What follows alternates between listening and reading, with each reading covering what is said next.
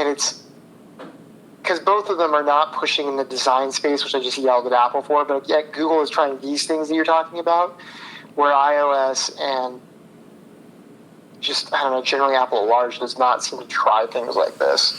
Like, they don't have a radar system where you're waving your hand. Whether or not that's useful or not, it remains to be seen, but at least they're trying things to improve God, I've been working at a credit union too long, to improve the customer experience. What, since we kind of bashed on the iOS 13 beta so far, what do you think about using the beta of Android 10? What do you think about its functionality for you on your OnePlus 7 Pro? I think it's remarkable for its lack of distinguishing features. We've talked about this in years past. Android is and iOS are just very, very mature operating systems, but there are just very subtle differences in things that Google is doing. But I haven't really noticed anything that I'd be like, oh wow, that's really something that is truly unique.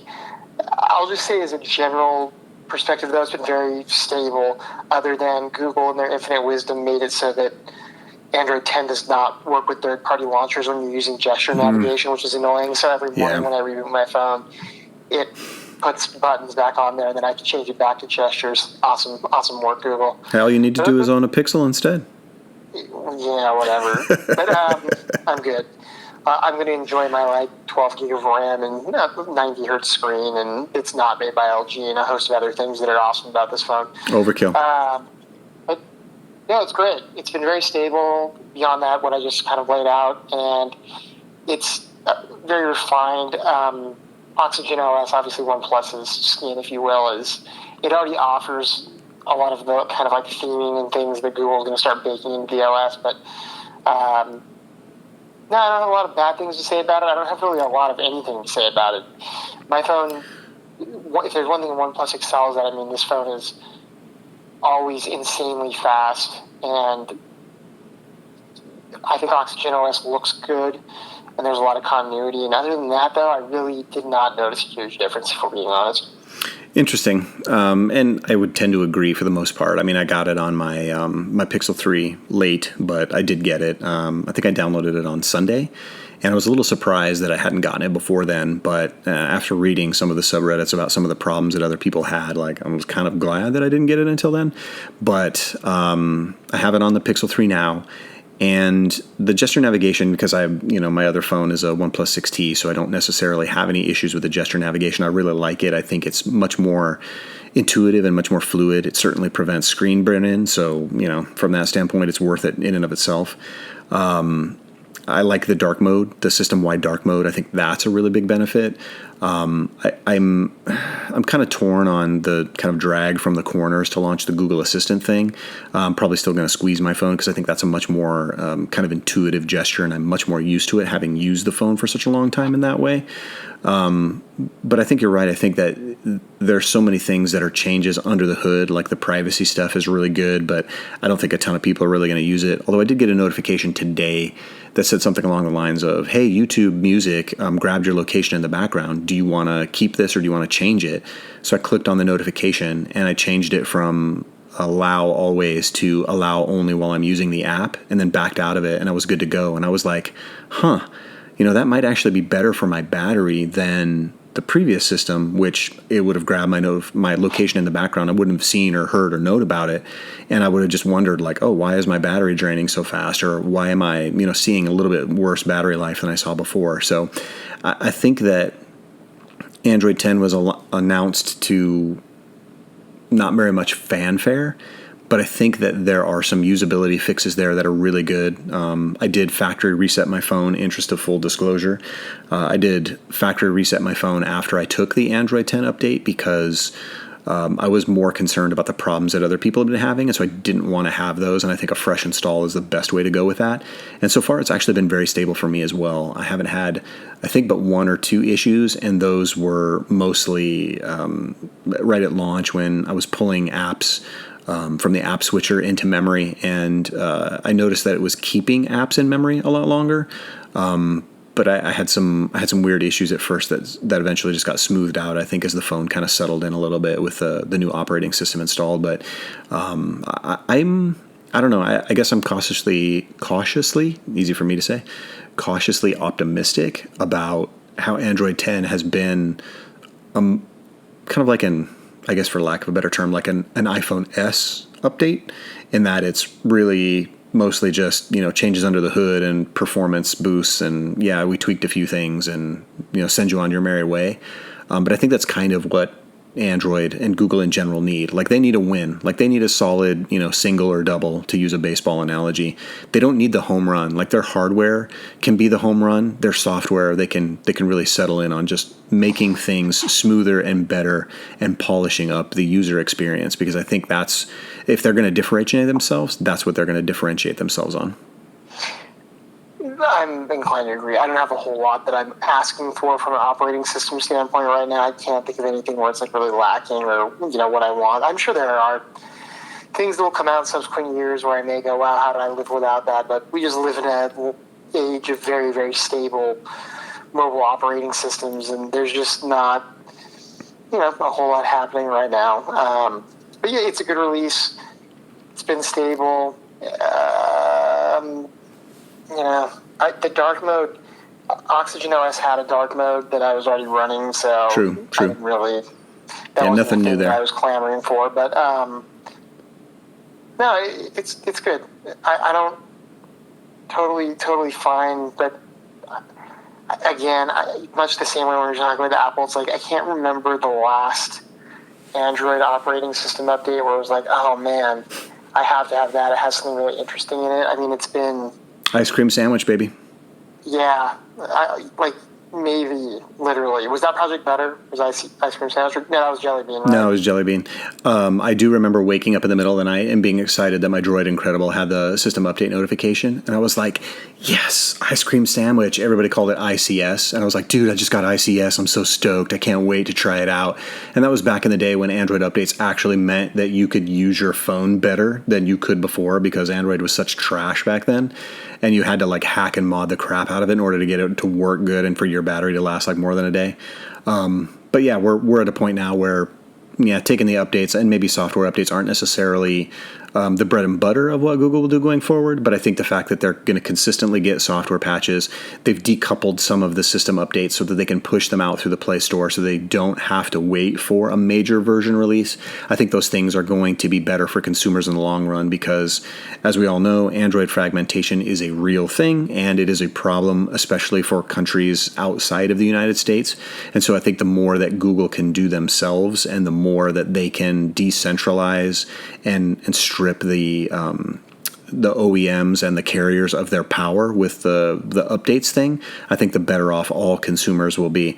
Again, Rene Ritchie and his Vector Show is like to compare the Apple updates to Android operating system updates, and he kind of constantly mocks how many phones are using and running older versions of Android operating systems. But I think if you compare, and I think personally is a much more valid apples to apples comparison, if you compare the Pixels to the iPhones, I think you're going to see a lot more parity in terms of with the platform that Google themselves can control and maintain outside of the carrier certification process. And maybe not outside of the carrier certification process, but certainly much more streamlined in terms of the carrier certification process. I think that you're going to really start to see some people benefit from those things that can come directly from Google. And when Google is pushed forward by other companies, when Apple is pushed forward by other companies, we as the consumer all end up being winners. So I'm for it. I'm all for it. Yeah, I don't have a lot to add. I'm inclined to agree. And yeah.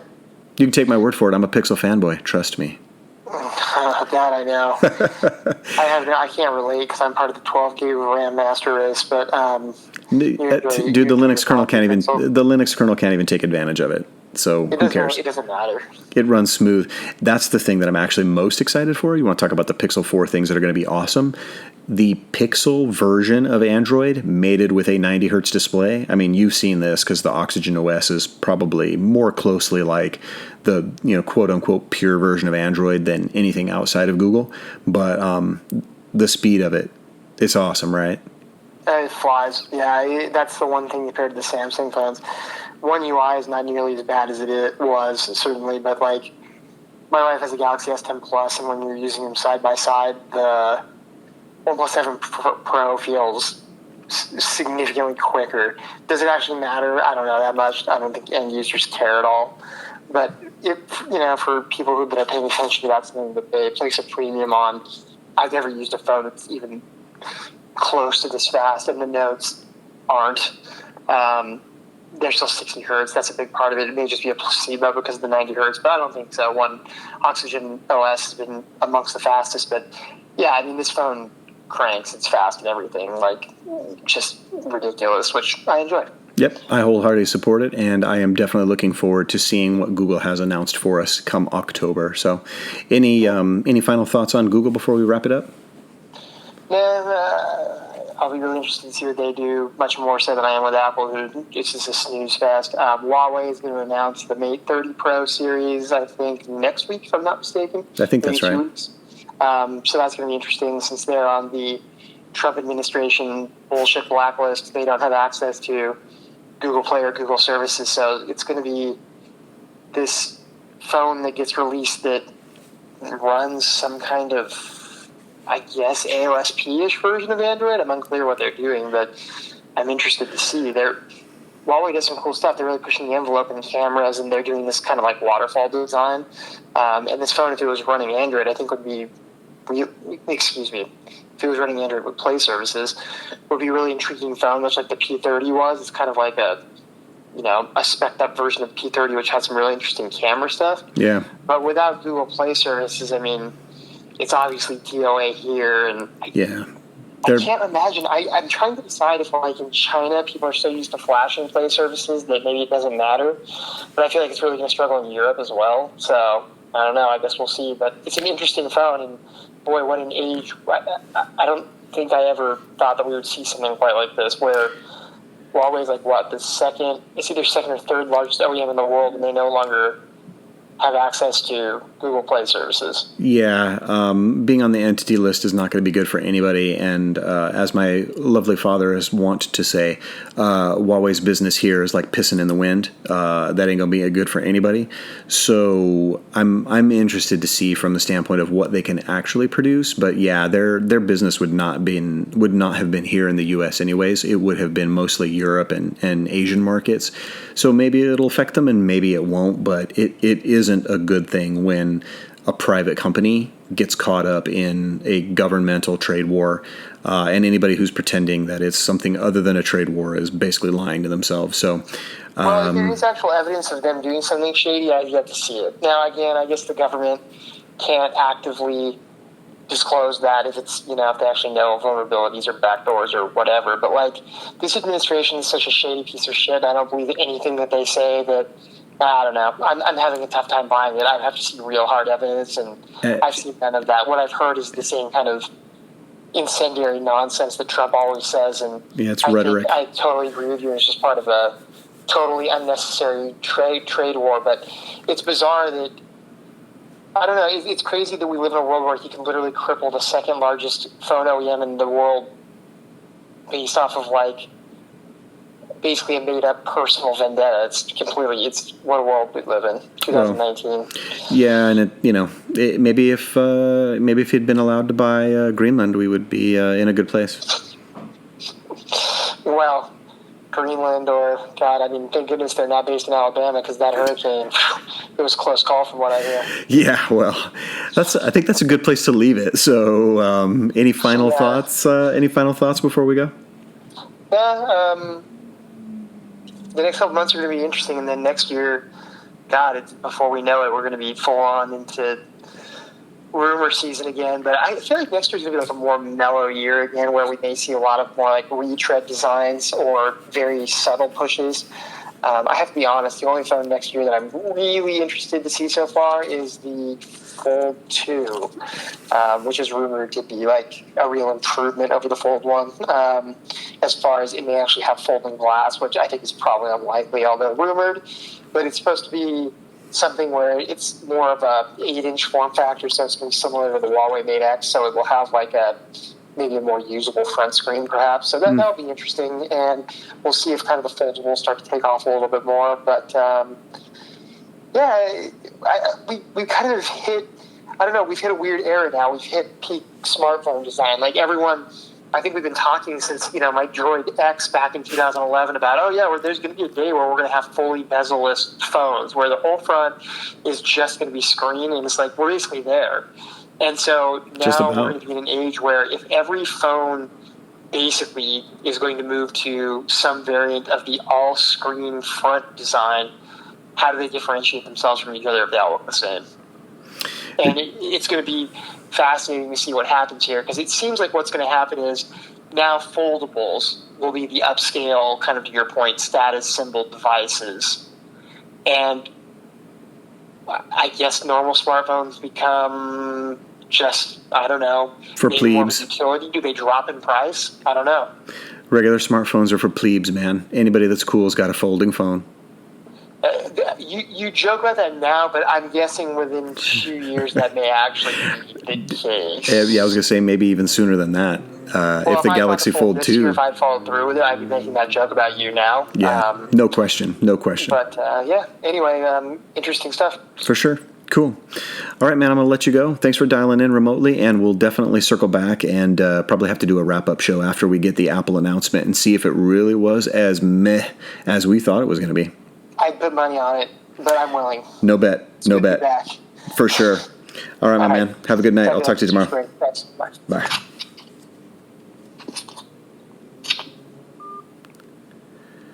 All right, everybody. Thanks for tuning in, and remember, you can catch us on the socials. We are at Silicon Theory on Facebook, Instagram, and Twitter.